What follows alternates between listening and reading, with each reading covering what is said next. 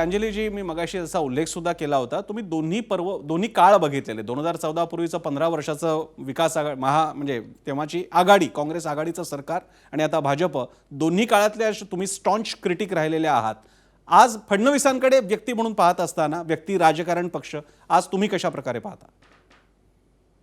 प्रसन्न कसं आहे की मी त्यांना जवळजवळ 2011 पासून ओळखते, सिंचन घोटाळ्यापासून. आणि तेव्हा जेव्हा मी त्यांना ते पेपर्स भेटून द्यायचे, तेव्हा ते तिथे आमदार निवासमध्ये राहायचे.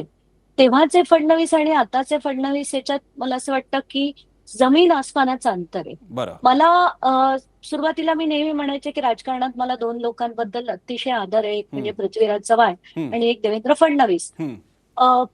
आजही त्यांच्याबद्दल आदर नक्कीच आहे, कुठेतरी थोडा तरी नक्कीच आहे. पण मला असं वाटतं की ते खूप बदलत गेलेत, म्हणजे खूप बदलत गेलेत. आणि आता ते खरे राजकारणी झालेत.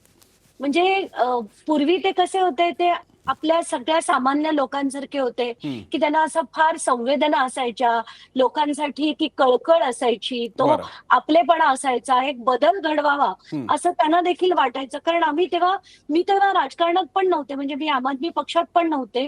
तेव्हापासून मी त्यांना ओळखते आणि तेव्हा बरीच चर्चा आम्ही व्हॉट्सअपवर वगैरे पण आधी करायचो. पण ते हळूहळू, म्हणजे मी तर म्हणते की 2014 ते 19 ते तसे बरे होते. पण 19 नंतर त्यांना, मला वाटतं ते जे 2.5 वर्ष त्यांना बाहेर राहायला लागलं आणि त्यानंतरचे जे फडणवीस आहेत त्याच्यात खूप अंतर आहे असं मला वाटतंय.